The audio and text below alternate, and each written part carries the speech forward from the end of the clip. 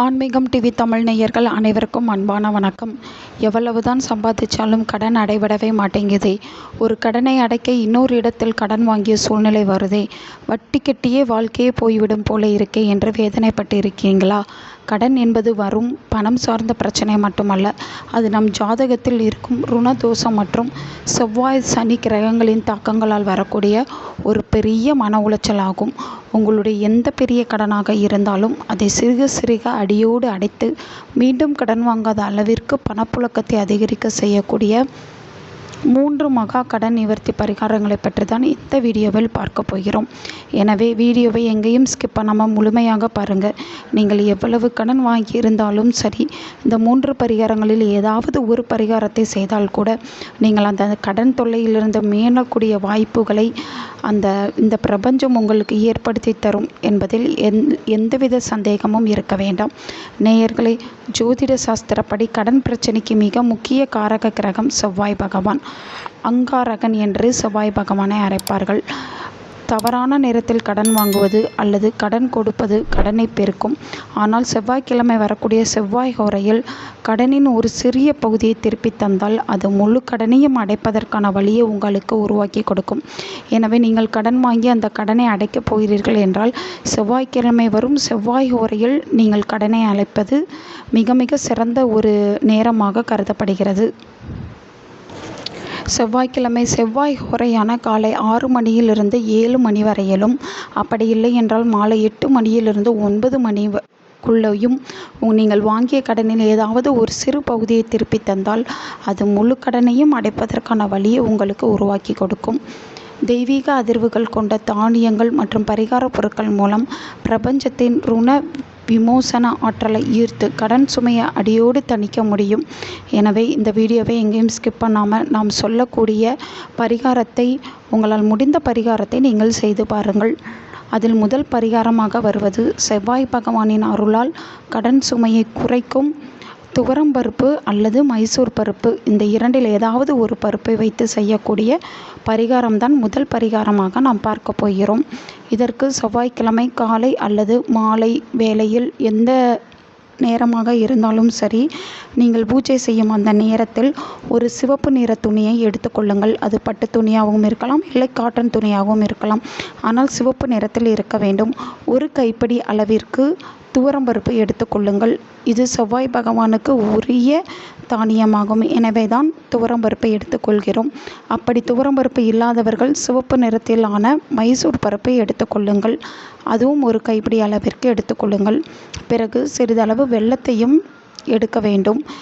நீங்கள் எடுத்து வைத்திருக்கும் இந்த சிவப்பு நிற துணியில் நீங்கள் எடுத்து வைத்திருக்கும் ஒரு பிடி பருப்பையும் அந்த சிறிதளவு வெல்லத்தையும் அந்த சிவப்பு நிற துணியின் மீது வைத்து விட வேண்டும்.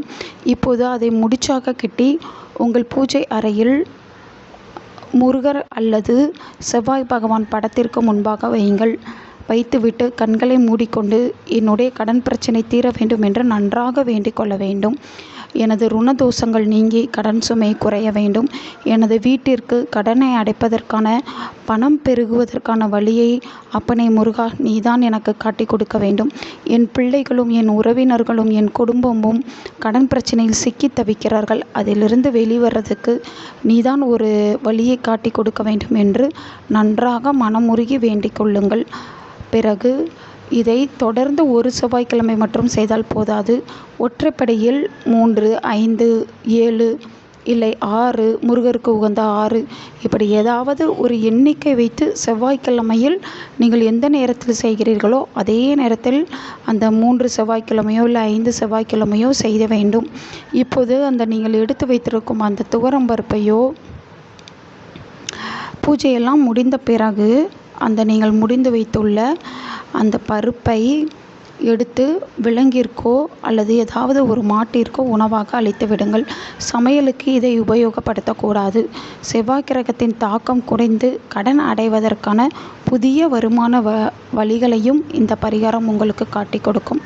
இரண்டாவது பரிகாரமாக நாம் பார்க்க போவது பிரதோஷ நாட்களில் சிவபெருமானுக்கு செய்ய வேண்டிய ஒரு பரிகாரமாகும்.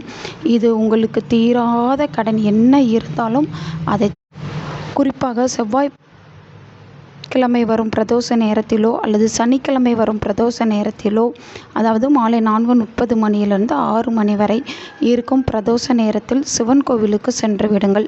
சிவபெருமானுக்கு பச்சரிசி மாவு மற்றும் வெல்லம் கலந்த அபிஷேகம் அல்லது அகத்திக்கீரை வில்வ இலையை அர்ச்சனை செய்ய கொடுங்கள். என்னென்ன வாங்கி கொடுக்க வேண்டும் என்றால், பச்சரிசி, வெல்லம், அப்படி இல்லை என்றால் வில்வ இலை, அப்படி இல்லை என்றால் அகத்திக்கீரை. இந்த 4இல் ஏதாவது ஒன்றை அர்ச்சனைக்காக நீங்கள் வாங்கி கொடுக்க வேண்டும். இவ்வாறு சிவபெருமானுக்கு நீங்கள் அர்ச்சனை செய்யவோ இல்லை அபிஷேகம் செய்யவோ நீங்கள் இந்த 4 பொருட்களில் ஏதாவது ஒன்றை வாங்கி தருவதன் மூலம் உங்களுக்கு இருக்கும் அந்த ருணதோஷமானது குறைய வாய்ப்புள்ளது. கோவில் பிரகாரத்தில் அமர்ந்து ருண விமோசன லிங்கேஸ்வரர் நாமத்தை மனதார நினைத்து தியானம் செய்ய வேண்டும். கும்பகோணம் அருகே உள்ள திருச்சேரையூரில் எழுந்தருளியுள்ள ருண விமோசன லிங்கேஸ்வரரின் அருளால் எப்பேற்பட்ட தீராத கடன்களும் பனி போல விலகும். ஒரு தடவை அந்த கும்பகோணம் அருகில் உள்ள திருச்சேரையூரில் எழுந்தருளியுள்ள ருண விமோசன லிங்கேஸ்வரரின் கோவிலுக்கு சென்று வருவது என்பது இந்த கடன் பிரச்சனையால் துன்பப்படுபவர்களுக்கு மிகப்பெரிய வரப்பிரசாதமாக இருக்கும். வாய்ப்புள்ளவர்கள் இந்த கும்பகோணம் அருகே உள்ள திருச்சேரையூரில் எழுந்தருளி இருக்கும் அந்த லிங்கேஸ்வரர் கோவிலுக்கு சென்று வாருங்கள். 3வது பரிகாரம் பூர்வ ஜென்ம கடன் மற்றும் கர்ம வினைகளை போக்கும் பரிகாரம் ஆகும். இது நீங்கள் எறும்புகளுக்கு செய்யும் பரிகாரம். ஒரு வாயுள்ளா ஜீவன்களுக்கு ஒரு பொருளை கொடுப்பதன் மூலம் உங்களுடைய கர்ம வினையான கடன் அடியோடு தீர வாய்ப்புள்ளது. சிறிதளவு மைதா மாவு மற்றும் நாட்டு சர்க்கரையை ஒன்றாக கலந்து வைத்து கொள்ளுங்கள். தினமும் காலையிலேயோ அல்லது வெள்ளிக்கிழமையிலேயோ உங்கள் வீட்டின் அருகே இருக்கும் அரச மரம், மரத்தடி அல்லது எறும்புகள் எங்கு வாழ்கின்றதோ அந்த இடத்தில் இந்த மாவை தூவி விடுங்கள். ஆயிரக்கணக்கான எறும்புகள் வந்து இந்த உணவை உண்ணும்போது அவற்றின் ஆசைகளால் உங்கள் கடன் சுமைகளும் நிதி நெருக்கடிகளும் அடியோடு பொசுங்கிவிடும். வாயில்லா ஜீவனான எறும்பு அந்த நீங்கள் தூவி விட்ட அந்த மாவை சாப்பிட்டு உங்களுக்கு நல்ல விதமாக உங்களை ஆசிர்வதிக்குமாம். அதற்காகத்தான் இந்த பரிகாரம்.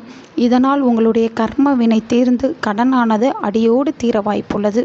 வாய்ப்புள்ளவர்கள் இந்த 3 பரிகாரங்களில் ஏதாவது ஒரு பரிகாரத்தை நீங்கள் செய்து கடன் தீர பயனடையலாம். இப்போது பூஜையின் போது அல்லது தினமும் இந்த செவ்வாய்க்கிழமையில் நீங்கள் உச்சரிக்க வேண்டிய ருண விமோசன அங்காரக மந்திரம் ஒன்று.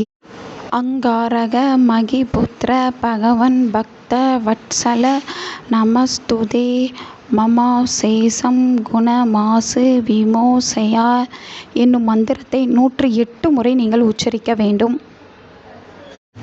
எனது அன்பான நேயர்களை, கடன் அடைய வேண்டும் என்று நினைப்பவர்கள் இந்த 3 முக்கிய தவறுகளை எப்போதும் செய்யக்கூடாது. புதன்கிழமை அன்று புதிய கடன்கள் வழங்குவதை தவிர்க்க வேண்டும். ஏனென்றால் புதன்கிழமை வாங்கும் கடன் மீண்டும் மீண்டும் பெருகி கொண்டே இருக்கும்.